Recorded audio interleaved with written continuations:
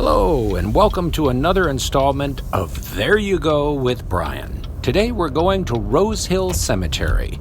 This is the sister cemetery to Graceland Cemetery in Chicago, and Rosehill actually predates Graceland by 1 year, being established in 1859. Did you notice those Gothic-style entry gates we just rolled past? Well, Chicago may be a bustling metropolis out there, but once you enter Rosehill, you really do feel a sense of serenity. This property has a tremendous amount of history, highlighted by Victorian-era architecture and monuments, a grand mausoleum, beautiful statues, old-growth trees, and lovely shade trees. It's a big cemetery and sits on 350 acres of prime real estate in Chicago. Rosehill is a garden cemetery and is a real gem to just walk through and contemplate the meaning of life and, dare I say, your very existence. Well, I'll tell you what, I've been to a lot of cemeteries, but I've never seen what's right there.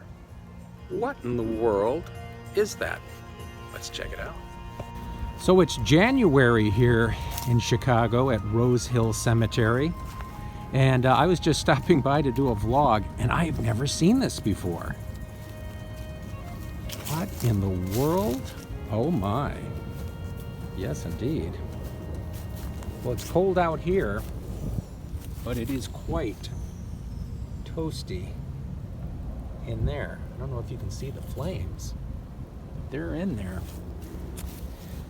This is called a grave heater. When the ground is too cold in the middle of winter, but unfortunately somebody has passed away, they have to heat the ground up before they dig it. And this is how they do it, with a grave heater. And now you know.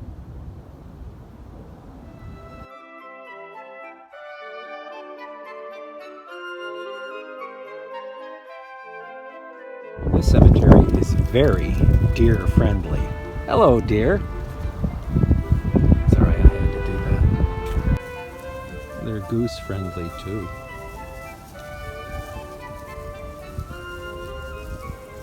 Well, I tell you what, you never know who you're going to run into when you go into a cemetery. I was just driving around looking at the different plots and reading up on history and everything, and I look over here and I see the name Roy Lee Warner. I worked for him when I was a kid. He had a furniture store in Lincoln Park called Roy's Furniture, and that was like one of my very first summertime jobs, helping to move furniture for Roy. Good guy. Well, looks like you got yourself a beautiful spot for eternity, Roy.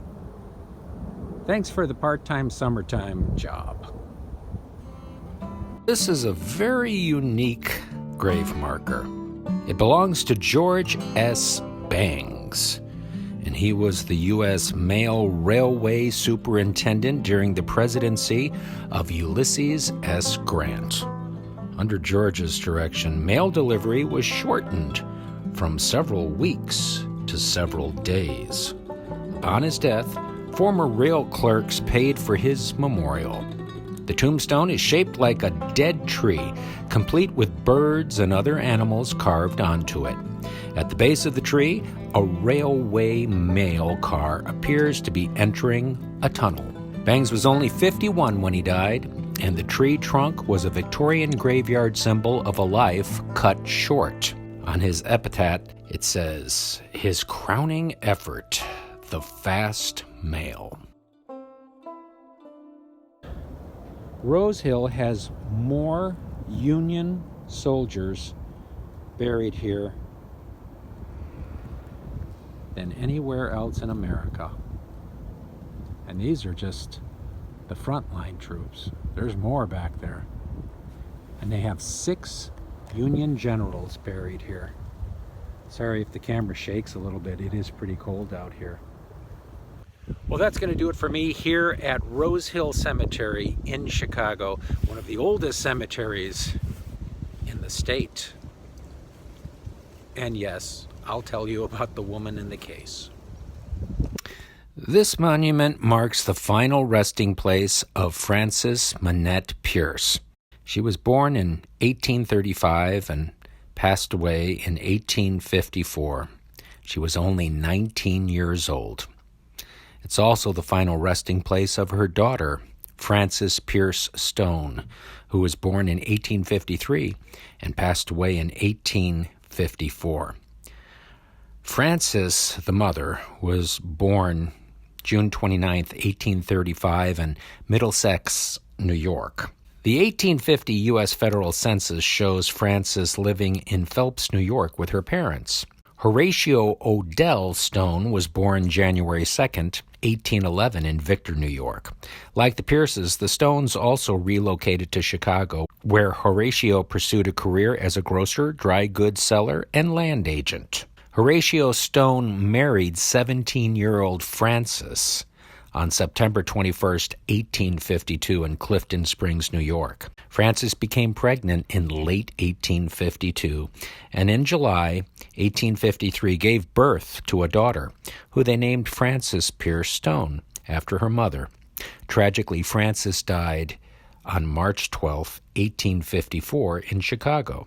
Frances did not die giving birth to her daughter, as many people think. Little Frances died in May of 1854 when she was only 10 months old. We have few records from this period that could give us a cause of death or other information. Unfortunately, all of those records were destroyed in the Great Chicago Fire of October 1871.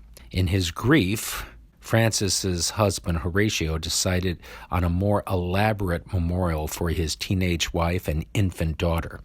He commissioned a sculpture from noted sculptor Chauncey Bradley Eves from Rome, Italy. The sculpture of a reclining mother and child was completed in Rome in 1856. Well, that's going to do it for me here at Rosehill Cemetery in Chicago. Thank you so much for joining us for There You Go.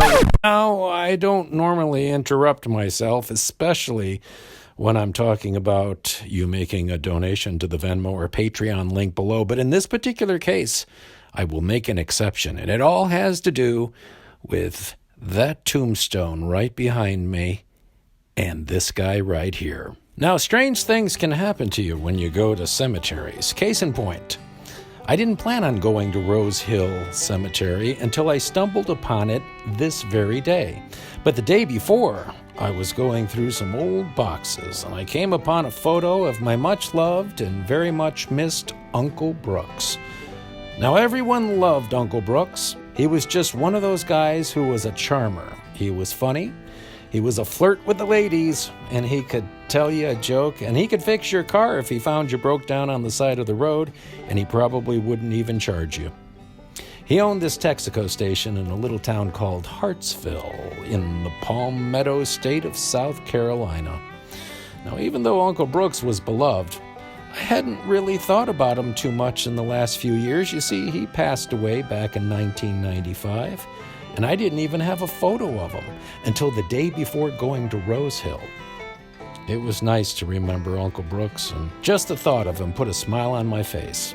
So I sent him a prayer and a big thank you for being such an important part of my childhood. I put the photo in a frame and I hung it on the wall. Then I went off to shoot this vlog the very next day. And as I was editing it, I saw something. Could it be? I couldn't quite make it out.